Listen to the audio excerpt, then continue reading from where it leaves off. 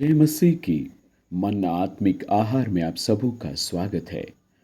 आज का इस वीडियो का शीर्षक है, तू जीवित तो कहलाता है पर है मरा हुआ।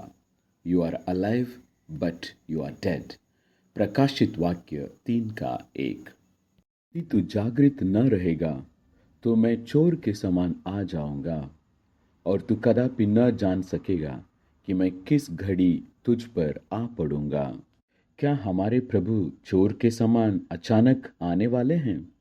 क्या कोई नहीं जान सकेगा कि वो कब आएंगे? क्या मसीह के दूसरे आगमन केवल डर की बात करता है या आशा का संदेश भी देता है? क्या आप मसीह के दूसरे आगमन की बातों से डरते हैं? जो कहते हैं तू जीवित तो कहलाता है पर है मरा हुआ, इसका तात्पर्य क्या है? आकाश में सूरज और चांद प्रकाश खो देंगे और तारे धरती पर गिर जाएंगे, इसका क्या मतलब है? जो जयवंत होते हैं उनको कौन सा पुरस्कार मिलेगा? आइए इन सारे सवालों का जवाब ढूंढते हैं आज के इस वीडियो में। परमेश्वर आप सबों को बहुतायत से आशीष दें। पहला थिस्सलुनीकियों 5:2 से 5 तक के वचन। क्योंकि तुम आप ठीक जानते हो कि जैसा रात को चोर आता है वैसा ही प्रभु का दिन आने वाला है। जब लोग कहते होंगे कुशल हैं और कुछ भय नहीं, तो उन पर एकाएक विनाश आ पड़ेगा। जिस प्रकार गर्भवती पर पीड़ा और वे किसी रीति से न बचेंगे। पर हे भाइयों, तुम तो अंधकार में नहीं हो कि वो दिन तुम पर चोर के समान आ पड़े, क्योंकि तुम सब ज्योति की संतान और दिन की संतान हो। हम ना रात के हैं और ना अंधकार के हैं। इसका मतलब है यीशु अंधकार के संतानों के लिए चोर के समान आएंगे, लेकिन प्रकाश के संतानों के लिए नहीं। यदि आप प्रकाश के संतान हैं तो आपको उनके आगमन का ज्ञान होगा। प्रकाश का अर्थ क्या है? यह है परमेश्वर का जीवित वचन।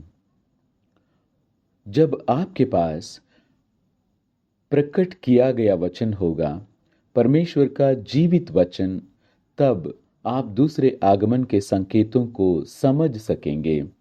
जब यीशु लौटेंगे तो आप चौंकेंगे नहीं, क्योंकि उनका आगमन विश्वासघात और विनाश के बाद होता है।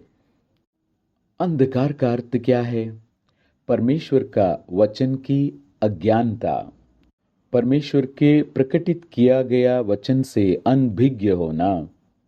यदि मैं कहूं मैं मसीह पर विश्वास करता हूं, मसीह को मैं प्रेम करता हूं, फिर भी उनके आगमन के प्रति जागरूक नहीं हूं, तो मैं अंधकार का संतान हूं और मेरे लिए मसीह का दूसरा आगमन चोर के समान अचानक होगा।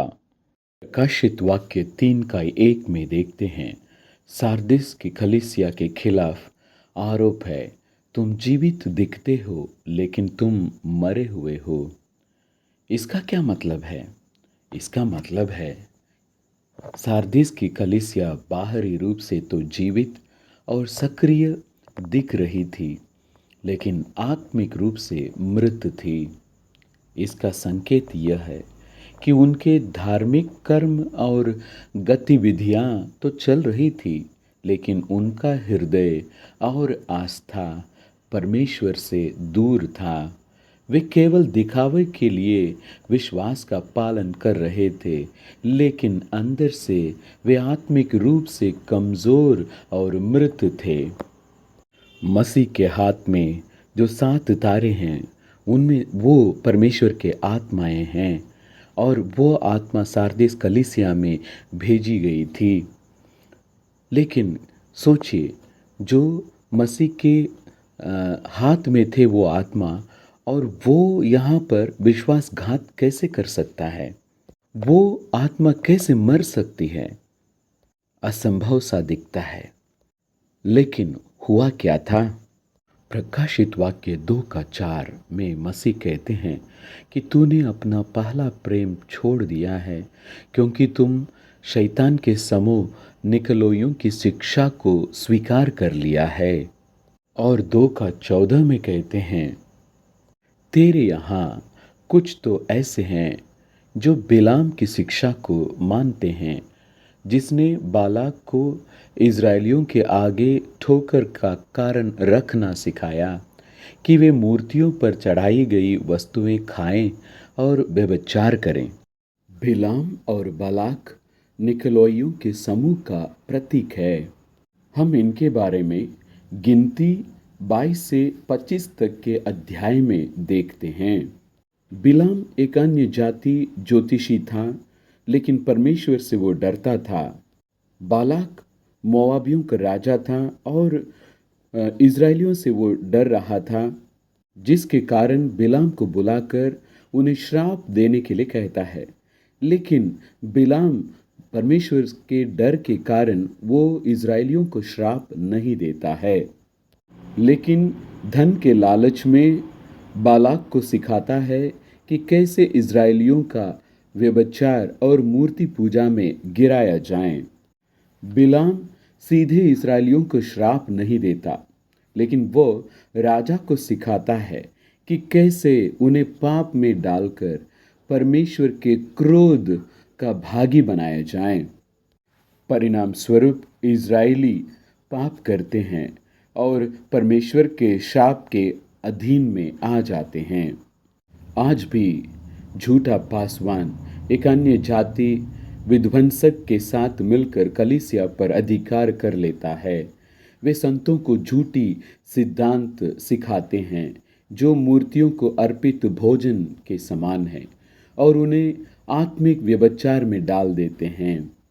पहले इज़राइलियों ने मोआबी स्त्रियों के साथ व्यभिचार किया था, लेकिन आज संत झूठी शिक्षाओं को स्वीकार कर आत्मिक व्यभिचार करते हैं।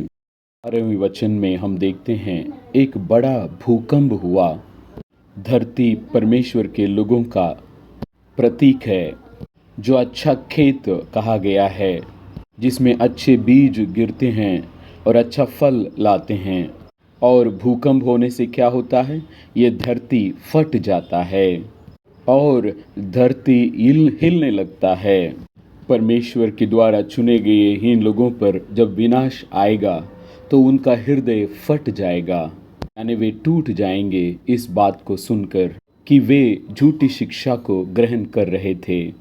और आगे देखते हैं, सूरज चंद्रमा अपनी रोशनी खो देते हैं और आकाश के तारे पृथ्वी पर गिर पड़ते हैं।